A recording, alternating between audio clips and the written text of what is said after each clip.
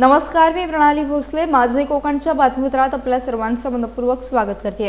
बातमीपत्राला सुरुवात करण्याआधी पाहूयात हेडलाईन्स.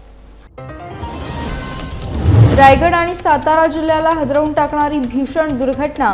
आंबेनळी घाटात भीषण अपघात. स्कॉर्पिओ कार 1000 फूट दरीत कोसळली. साताऱ्यातील पर्यटकांचा दुर्दैवी मृत्यू. डिझेल आणि पेट्रोल टंचाईवरून विनायक राऊत आक्रमक. गिरीश महाजनांवर राऊतांचा हल्लाबोल. किल्ले रायगडावर गंगासागर तलाव स्वच्छता मोहीम. शिवराज्य अभिषेक सोहळ्यापूर्वी शिवभक्तांचे श्रमदान. कोकण कडा मित्रमंडळाचा स्तुत्य पुढाकार. आणि दापोली शहरात साहित्य, कविता, गझलांचा अनोखा संगम. पंडित खावर पुरस्कार वितरण उत्साहात. लेखक इक्बाल मुकादम यांचा गौरव. पाहुयात सविस्तर वृत्त. रायगड आणि सातारा जिल्ह्याला हादरवून टाकणारी भीषण दुर्घटना पोलादपूर महाबळेश्वर मार्गावरील आंबेनळी घाटात घडली आहे. सातारा जिल्ह्यातील आसगाव येथील पर्यटकांची महिंद्रा स्कॉर्पिओ कार तब्बल 1000 फूट खोल दरीत कोसळून 8 जणांचा जागीच मृत्यू झाला. या भीषण अपघातामुळे संपूर्ण परिसरात हळहळ व्यक्त होत आहे. मिळालेल्या माहितीनुसार शुक्रवारी आसगाव येथील हे पर्यटक दापोली तालुक्यातील हरणे बीच येथे फिरण्यासाठी गेले होते. पर्यटनाचा आनंद घेतल्यानंतर काल मध्यरात्रीच्या सुमारास ते पुन्हा आपल्या गावी परतत असताना आंबेनळी घाटातील धोकादायक वळणावर चालकाचे गाडीवरील नियंत्रण सुटले आणि स्कॉर्पिओ थेट खोल दरीत कोसळली. अपघात इतका भीषण होता की गाडीचा अक्षरशः चक्काचूर झाला. घटनेची माहिती मिळताच पोलीस प्रशासन आणि बचाव पथके घटनास्थळी दाखल झाली. Mahabaleshwar trackers, Pratapgad trackers, Sahyadri trackers तसेच पोलादपूरमधील स्वयंसेवकांनी जीवाची पर्वा न करता 1000 फूट खोल दरीत उतरून बचाव कार्य राबवले. अनेक तासांच्या अथक प्रयत्नानंतर सर्व मृतदेह बाहेर काढण्यात आले. या दुर्दैवी घटनेमुळे आसगाव गावावर शोककळा पसरली असून मृतांच्या नातेवाईकांवर दुःखाचा डोंगर कोसळला आहे. पोलिसांकडून अपघाताच्या नेमक्या कारणांचा अधिक तपास सुरू आहे. सातारा आसगाव म्हणून साताऱ्यामध्ये गाव आहे. तालुका सातारा, जिल्हा सातारा. त्या ठिकाणी 8 युवक जे आहेत ते हरणे बीच दापोली या ठिकाणी शुक्रवारी रात्री दिनांक 23 तारखेला गेले होते. 24ला पहाटे ते हरणे बीचवरून परत साताऱ्याकडे जात असताना पोलादपूर मार्गे आंबेनळी घाटामध्ये दाबेळगावच्या हद्दीमध्ये त्यांच्या गाडीवरचे नियंत्रण सुटून गाडी खोल दरीमध्ये 1000 फीट खाली कोसळली. एकूण 8 याच्यामध्ये प्रवासी होते. 8 पैकी 8 जे युवक होते ते याच्यामध्ये मयत झालेले आहेत. सह्याद्री त्याच्यानंतर या रेस्क्यू टीममध्ये आता सध्या प्रतापगड ट्रेकर्स, नंतर महाबळेश्वर रेस्क्यू टीम, त्याच्यानंतर आपली महाडची सिस्केप आणि सह्याद्री जी आहे आपली रोहीची, अशा 3 ते 4 रेस्क्यू टीम या ठिकाणी काम करत आहेत आणि लवकरात लवकर रिकवर करून नातेवाईकांच्या ताब्यात देतात. महाराष्ट्रात हिंदी भाषा सक्तीची करण्याचा कोणताही प्रयत्न यशस्वी होऊ देणार नाही असा इशारा शिवसेना उद्धव बाळासाहेब ठाकरे पक्षाचे नेते तथा माजी खासदार विनायक राऊत यांनी दिला. राज्यात कोणत्याही परिस्थितीत हिंदीची सक्ती खपवून घेतली जाणार नाही अशी ठाम भूमिका त्यांनी मांडली आहे. यावेळी बोलताना विनायक राऊत यांनी भारतीय जनता पक्षावर जोरदार टीका केली. मुंबईसह संपूर्ण महाराष्ट्रात हिंदी भाषा सक्तीची करण्याचा केविलवाणा प्रयत्न भाजपकडून केला जात असल्याचा आरोप त्यांनी केला आहे. महाराष्ट्राची ओळख ही मराठी भाषा आणि संस्कृतीमुळे आहे. त्यामुळे मराठी भाषेच्या सन्मानाशी कोणतीही तडजोड होणार नाही असं त्यांनी स्पष्ट केलंय. दरम्यान विनायक राऊत यांच्या वक्तव्यामुळे राज्यातील भाषा प्रश्नावर पुन्हा एकदा राजकीय वातावरण तापण्याची शक्यता व्यक्त केली जाते. मुंबईसहित महाराष्ट्रामध्ये हिंदी सक्तीची करण्याचा केविलवाणा प्रयत्न भारतीय जनता पक्षाच्या माध्यमातून केला गेला. परंतु हिंदी सक्तीच्या करण्याला ज्या पद्धतीने महाराष्ट्रामध्ये विरोध झाला आणि जी समिती नियुक्त केली गेली होती त्या समितीने सुद्धा या हिंदी सक्तीच्या विरोधाबद्दल आपली नापसंती दाखवली. त्यामुळेच महाराष्ट्र सरकारने हा प्रस्ताव आता दप्तरी दाखल केलेला आहे. परंतु तरीसुद्धा भारतीय जनता पक्षाचे काही ज्येष्ठ मंडळी हिंदी सक्तीचं करावंच लागेल, हिंदी बोलावंच लागेल अशा पद्धतीची आग्रही भूमिका मांडतात आणि दक्षिणेकडच्या राज्यात जायचं असेल तर हिंदी शिकावंच लागेल असं वक्तव्य आमचे आदरणीय कालिदास कोळंबकर साहेबांनी केलेलं आहे. मला त्यांच्या माहितीची कीव करावीशी वाटते, कारण दक्षिणेतल्या सगळ्याच राज्यांनी आता हिंदीला कायमस्वरूपी बंदी केलेली आहे आणि त्यांची स्थानिक भाषा आणि इंग्रजी भाषा ह्या दोनच भाषा चालतील असं जाहीर केलं असताना अशा वेळेला पुन्हा एकदा हिंदी शिकलंच पाहिजे असा जो काही सुतोवाच भारतीय जनता पक्षाचे मंडळी करतात ते योग्य नाही आहे. ते केवळ मतांची लाचारी आहे. भारतीय जनता पक्षाचा हा डाव आम्ही कदापि साध्य करू देणार नाही. कोणत्याही परिस्थितीमध्ये हिंदी सक्तीची महाराष्ट्रामध्ये होऊ दिली जाणार नाही म्हणजे नाही. राज्यात निर्माण झालेल्या डिझेल, पेट्रोल आणि गॅस टंचाईवरून शिवसेना उद्धव बाळासाहेब ठाकरे पक्षाचे नेते विनायक राऊत यांनी राज्य सरकारवर जोरदार टीका केली आहे. विशेषतः शेतकऱ्यांबाबत मंत्री गिरीश महाजन यांनी केलेल्या वक्तव्यावर राऊतांनी संताप व्यक्त केला. सध्या विदर्भ, मराठवाडा, उत्तर महाराष्ट्र आणि पश्चिम महाराष्ट्रात डिझेल, पेट्रोलसाठी वाहनांच्या लांब रांगा लागत असल्याचं सांगत शेती हंगाम सुरू होत असताना शेतकऱ्यांना मोठ्या प्रमाणात इंधनाची गरज असल्याचं त्यांनी म्हटलंय. या वक्तव्यानंतर राज्यातील इंधन टंचाई आणि शेतकरी प्रश्नावर राजकीय वातावरण पुन्हा तापण्याची चिन्ह दिसत आहेत.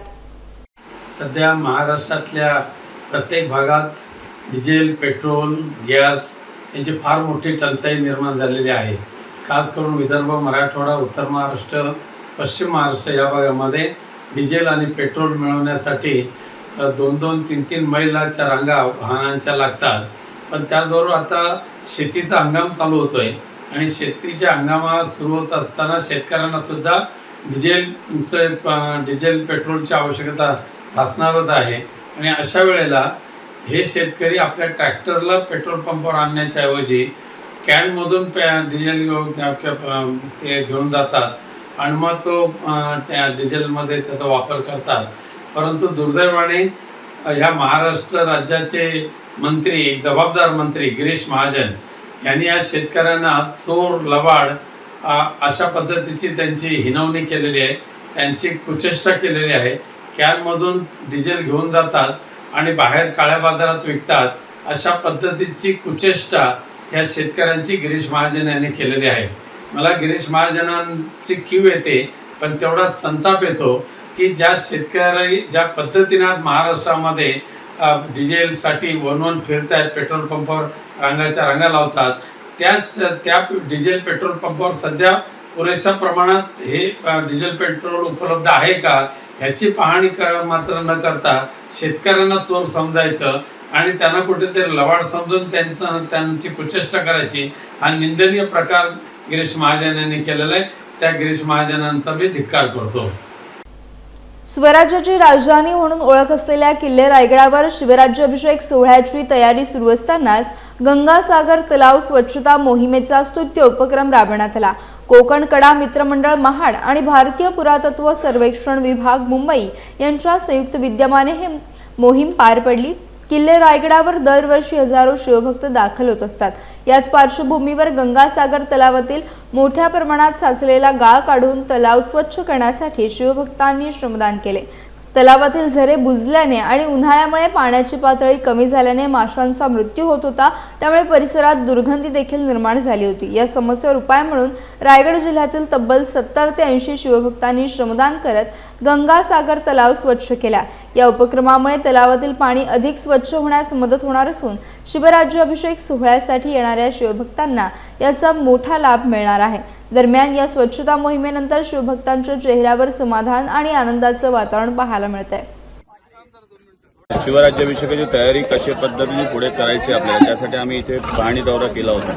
त्यावेळेला गंगासागरमध्ये आम्ही पाहणी केल्यानंतर बिलकुल पाण्याची तिथं दुरावस्था आहे. त्यासाठी आम्ही कोकणकडा आणि सर्व त्याच्या अंडर काम करणाऱ्या संस्था यांनी आम्ही ठरवलं की आपण स्वच्छता मोहीम घ्यायची आणि म्हणून आज 24 तारखेला आम्ही आज मोहीम घेतलेली आहे. आणि त्यासाठी जी परिस्थिती आज आहे, जे सरकारने ज्या गोष्टी करायला पाहिजेत त्या आपण संस्था मिळून करतोय. तरी याच्यापुढे सरकारने या गोष्टीकडे चांगल्या पद्धतीने लक्ष द्यावं, जेणेकरून शिवभक्तांची जी पाण्याची दुरावस्था होती इथे ती होऊ नये. त्याप्रमाणे सगळ्या गोष्टी पुढच्या सरकारने बघाव्या. रायगडावरील गंगासागर तलाव गाळ स्वच्छता मोहीम ही आयोजित केलेली आहे. भारतीय पुरातत्व सर्वेक्षण मुंबई सर्कल यांच्याशी संपर्क करून आपण जवळपास 60 ते 70 या सर्व कार्यकर्त्यांना एकत्र करून आज सकाळी 7 वाजता या मोहिमेला शुभारंभ केलेला आहे. इथं जसं आपल्याला दिसेल की सुका गाळ हा बऱ्याच प्रमाणात आता दिसून येतो, कारण गंगासागर तलावातलं पाणी खूप कमी झालेलं आहे. त्याच पद्धतीनं अगदी शेवटच्या टोकाला तिथे ओला गाळ किंवा थोडंसं पाणी शिल्लक आहे, ज्याच्यामध्ये जे मासे आहेत ते आता मरायला लागलेले आहेत आणि ते मासे मरून पुन्हा ते जे पाणी आहे ते खूप खराब होत आहे, त्याची दुर्गंधी पसरते आणि म्हणून पावसाच्या आधी ही स्वच्छता मोहीम आपण राबवून हा सर्व गाळ मोकळा जर केला तर भविष्यातलं येणारं जे पाणी असेल किंवा आता कार्यक्रमाच्या निमित्ताने काळ्या हौदाती इथे जे पाणी सोडलं जाणार आहे ते शुद्ध पाणी ह्या तलावामध्ये नक्कीच साचणार आहे आणि सर्व शिवभक्तांसाठी ते उपलब्ध होणार आहे.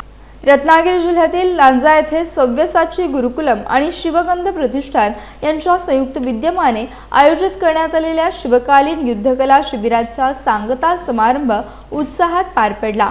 न्यू इंग्लिश स्कूल लांजा पटांगणावर 17 मे ते 24 मे दरम्यान हे विशेष प्रशिक्षण शिबिर आयोजित करण्यात आले होते. कार्यक्रमाच्या प्रारंभी छत्रपती शिवाजी महाराजांना अभिवादन करत दीप प्रज्वलन करण्यात आले. यावेळी नगराध्यक्ष सावली कुरूप, उपनगराध्यक्ष बाबा लांजेकर, व्यापारी महासंघाचे अध्यक्ष प्रसन्न शेट्टे, शिवसेना तालुका प्रमुख गुरुप्रसाद देसाई, शिवप्रतिष्ठानचे अध्यक्ष विनाश जाधव यांच्यासह अनेक मान्यवर उपस्थित होते. या शिबिरात निशस्त्र युद्धकला, भारतीय व्यायाम, सूर्यनमस्कार, भूमिनमस्कार, लाठीकाठी, भालापट्टा आणि तलवार चालवण्याचे प्रशिक्षण देण्यात आले. प्रशिक्षण पूर्ण झाल्यानंतर सहभागी मुलामुलींनी युद्धकलेचे आकर्षक प्रात्यक्षिक करून दाखवले. विशेष म्हणजे या शिबिरात मुलांसोबत पालकांनी देखील उत्साहाने सहभाग नोंदवला. सिंधुदुर्ग जिल्ह्यातील मसुरे गावचे सुपुत्र आणि मुंबई डोंबिवली परिसरातील प्रसिद्ध उद्योजक श्रीकांत सावंत यांचा नुकताच भव्य सत्कार सोहळा पार पडला. कोकणातील जागृत देवस्थान म्हणून ओळख असलेल्या कुणकेश्वर मंदिर ट्रस्टतर्फे त्यांच्या सामाजिक, धार्मिक आणि व्यावसायिक कार्याची दखल घेत हा सन्मान करण्यात आला. कुणकेश्वर मंदिर ट्रस्टचे अध्यक्ष एकनाथ तेली यांच्या हस्ते श्रीकांत सावंत यांना शाल, श्रीफळ आणि सन्मानचिन्ह देऊन गौरवण्यात आले. मुंबई आणि डोंबिवली परिसरात रिअल इस्टेट आणि व्यावसायिक क्षेत्रात स्वतःची वेगळी ओळख निर्माण करताना त्यांनी सामाजिक बांधिलकी जपली आहे.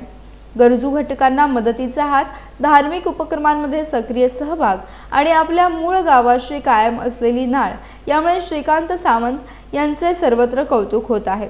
आपल्या माणसाने मुंबईत यश मिळवून पुन्हा आपल्या मातीत योगदान देणे ही संपूर्ण सिंधुदुर्गासाठी अभिमानाची बाब आहे, अशी भावना कुणकेश्वर मंदिर ट्रस्टचे अध्यक्ष एकनाथ तेली यांनी व्यक्त केली. रायगड जिल्ह्यातील पेड तालुक्यातील वडमाळवाडी येथे महाराष्ट्र नवनिर्माण सेनेतर्फे विद्यार्थ्यांना खाऊ वाटप कार्यक्रम आयोजित करण्यात आला. मनसे युवा सेनेचे अध्यक्ष अमित ठाकरे यांच्या वाढदिवसानिमित्त या सामाजिक उपक्रमाचे आयोजन करण्यात आले. खारपाडा ग्रामपंचायत हद्दीतील वडमाळवाडी परिसरात आदिवासी विद्यार्थ्यांना यावेळी खाऊ वाटप करण्यात आले. या कार्यक्रमाला मनसे रायगड जिल्हाध्यक्ष बाळाशेठ म्हात्रे, महिला अध्यक्षा छाया शिंदे, कामगार सेनेचे सरचिटणीस पंकज शहा, माजी उपजिल्हाध्यक्ष दिलीप पाटील, देवेंद्र म्हात्रे, अध्यक्ष रोशन घरत यांच्यासह अनेक पदाधिकारी आणि कार्यकर्ते तसेच ग्रामस्थ मोठ्या संख्येने उपस्थित होते. यावेळी जिल्हाध्यक्ष बाळाशेठ म्हात्रे यांनी मनसे अध्यक्ष राज ठाकरे यांनी दिलेली जबाबदारी सर्वांना सोबत घेऊन पार पाडणार असल्याचं सांगितलंय. तसेच येत्या काळात पक्षवाढीसाठी विविध सामाजिक उपक्रम राबविण्यात येतील असे देखील त्यांनी नमूद केले. कार्यक्रमाला शाळेचे मुख्याध्यापक नरेंद्र भोईर, उपशिक्षिका शालिनी भोईर, हिरामण घरत तसेच विद्यार्थी मोठ्या संख्येने उपस्थित होते. जय महाराष्ट्र. स्वर्गीय बाळासाहेब ठाकरे यांना अभिवादन करून नवशम सेना पक्षाचे प्रमुख श्री राजसाहेब ठाकरे यांनी माझ्यावर 4 दिवसापूर्वी जी जिल्हा प्रमुखाची जी जबाबदारी टाकलेली आहे ते मी प्रामाणिकपणे धडाडीने निभवीन व जिल्ह्यात कसा पक्ष वाढेल मनसे याच्याकडे माझं ठाम लक्ष व ठाम माझं कार्य असेल. आज वरमाळमाली येथे लहान मुलांना खाऊ वाटपाचा कार्यक्रम केला आहे आणि इथून आम्ही आदरणीय अमित साहेबांच्या वाढदिवसाला मुंबईला जात आहे. रत्नागिरी जिल्ह्यातील निसर्गरम्य दापोली शहरात साहित्य, कविता आणि गझलांचा अनोखा संगम अनुभवायला मिळाला.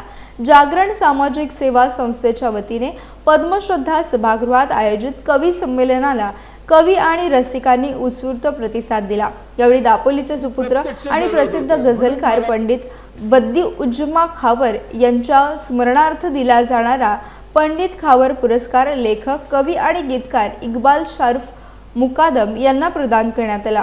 कार्यक्रमाचे अध्यक्ष डॉक्टर जयवंत जालगावकर यांच्या हस्ते त्यांचा सन्मान करण्यात आला. कार्यक्रमात जिल्ह्यातील अनेक कवींनी आपल्या कविता आणि गझला सादर करत उपस्थितांची दाद मिळवली. डॉक्टर जयवंत जालगावकर यांनी स्वतःची कविता सादर करत कार्यक्रमात रंगत आणली। या कवी संमेलनाला नगरसेविका रिया सावंत, मनसे जिल्हा उपाध्यक्ष सचिन गायकवाड, प्रमोद पांगारकर, माय कोकणचे मुस्ताक खान, जलगावचे सरपंच अक्षय फाटक यांच्यासह अनेक साहित्यप्रेमी तसेच रसिक मोठ्या संख्येने उपस्थित होते। असणंच आवश्यकच आहे, कारण मराठीतल्या शब्दात जी ताकद आहे ती इंग्रजीच्या कुठल्याही शब्दामध्ये नाही। आणि म्हणून हे जे सगळं घडत असतं ते सातत्याने चालू ठेवण्याचं काम बंटी बोरे आपण करत आहात। एक चांगलं काम करताय आपण।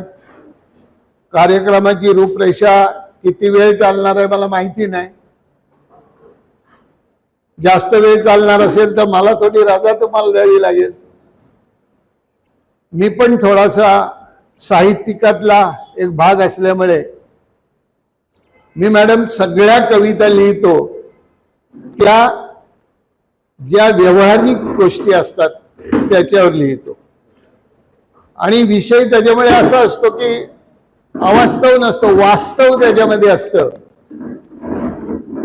माझे पण 31-35 कविता झालेल्या आहेत। यासह बातमीपत्रात वेळ झाली इथेच थांबण्याची। भेटूयात नवीन बातमीपत्रासह। तोपर्यंत तुम्ही कुठेही जाऊ नका, पाहत राहा फक्त माझे कोकण।